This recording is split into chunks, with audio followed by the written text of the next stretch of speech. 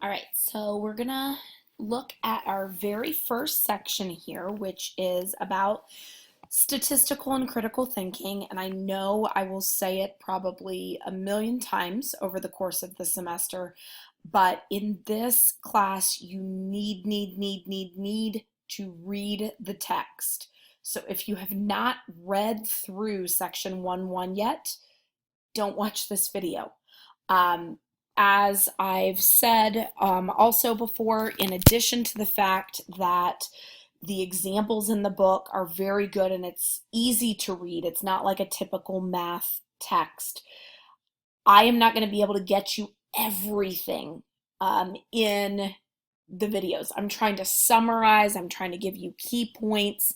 I'm trying to, really focus in on the most important things, but you really need to read. If you want to know everything and you want to be as well prepared as you can to do your practice, to do well on the assessments, you really need to make sure you read those sections. So we'll leave it at that. And really, statistics is kind of like a mix between English and math. And as you can see here, pretty much what I've picked out as the most important stuff in this section are definitions. And it's extremely important that you know them. So if you're a flashcard person, you may want to do that. If you can just look at them, then, do that as well. Whatever works best for you. So, data or data, we are talking about collections of observations or measurements. So, we could just simply be recording something we see, or we could actually be measuring something. Statistics are not the actual data themselves, and I think that this is a big misconception in the general public, is that people think that statistics are really just the data. But statistics is really the science. That's what we're studying. In colleges, the math departments are called mathematical science department because statistics is the science of planning studies and experiments, obtaining, organizing, summarizing, presenting, analyzing, and interpreting those data. And then the most important part, the reason why we have science to begin with, is that hopefully once we've done all of these things with our data, we're going to be able to do some drawing of conclusions from them. Because we want to learn, we want to be able to predict. Businesses want to be able to maximize profit. Research companies want to know if their medication works. So we want to be able to draw conclusions so that we can make decisions. When we're talking about the science of statistics, we often talk about the population versus a sample. So the population is the complete collection, all measurements or observations or data that are being considered. It's everybody. When we're talking about a sample, that is just a sub-collection. So often it's impractical to get data from the entirety of a population. If we were to do that, that's called a census. That's where we have collection of data from every member of a population. And the year 2020 being a census year, you may know that the government does a census every 10 years. Now, you would think 10 years is a long time, a whole decade. The reason why it's only every decade is because it's so difficult to do. And even when they try to do it, they still can't be perfect. They can't get data from everyone. They do their best. But every member of the population is what they're trying to get data from every time they do a census. So census is not just the US government census, it's any time you're collecting data from the entirety of a population.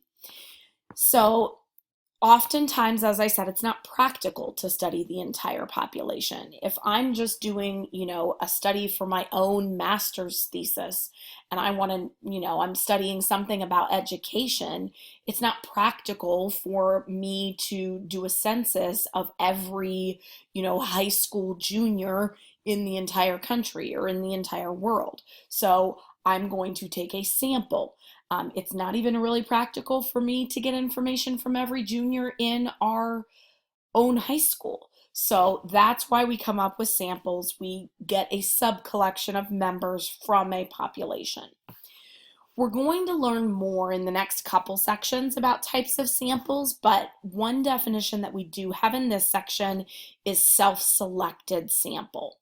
And a self-selected sample is when the respondents themselves decide whether or not they want to be included.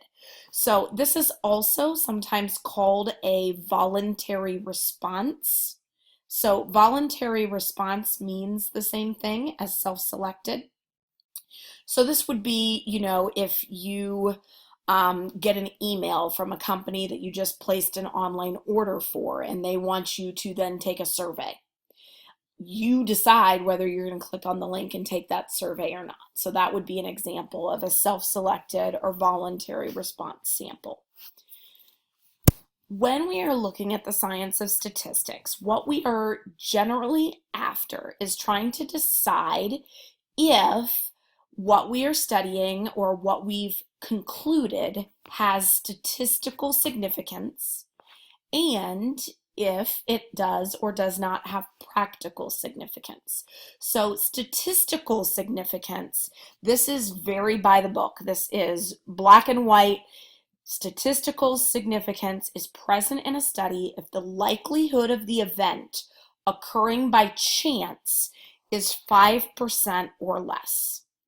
Meaning, if the chance of me getting that exact same result just out of the blue, without whatever experiment or treatment we're doing, if it's less than a 5% chance that that would just randomly happen, then it has statistical significance because that's a pretty low percentage.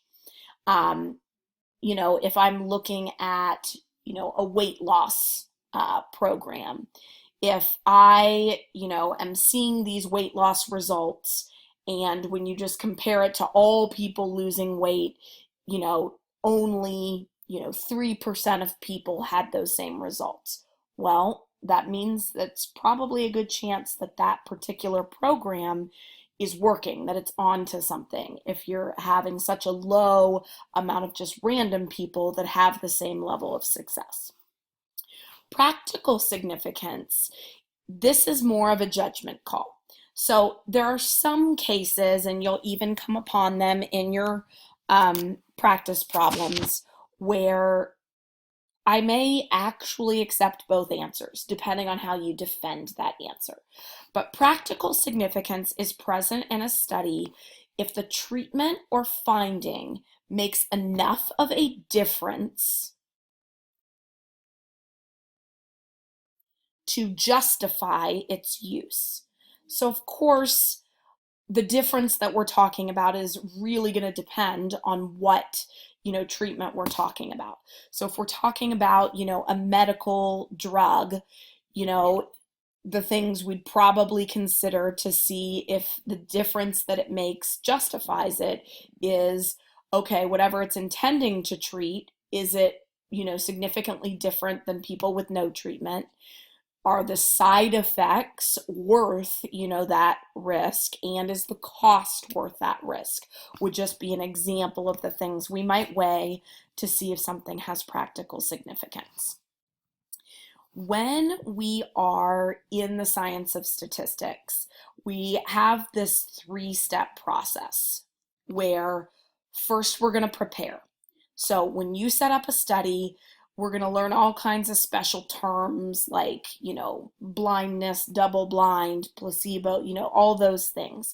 But you want to prepare a study in a way that hopefully your data is going to be valid. If you prepare well, then you're going to be able to analyze and draw a conclusion. And this is the kind of three-step main process we do for the science of statistics. However, conclusions that we might make are meaningless if the data are biased.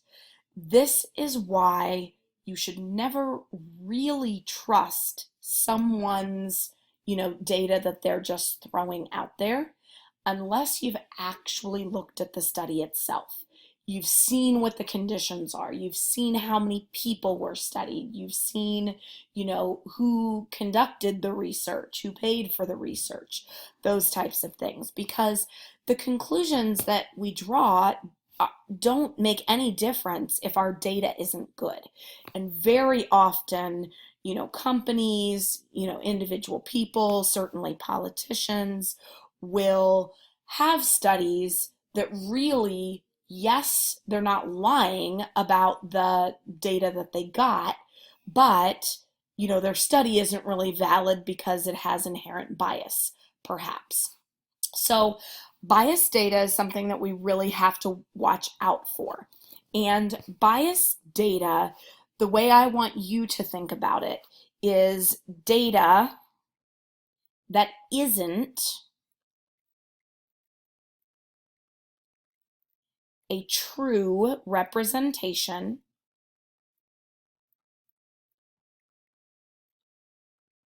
of the population. So, presidential polls, we know sometimes the poll says a certain candidate is ahead by, 5 percentage points, but then suddenly that candidate doesn't win. Again, because sometimes, even as much as they may try, the poll isn't getting everybody. It's not representative necessarily. So biased data is data that's not a true representation of the population that we're trying to target. Now, why might it be biased? So data could be biased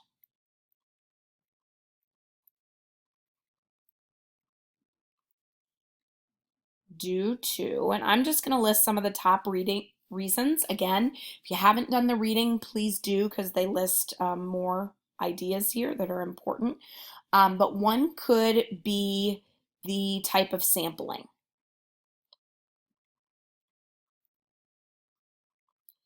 And along those lines, self-selected,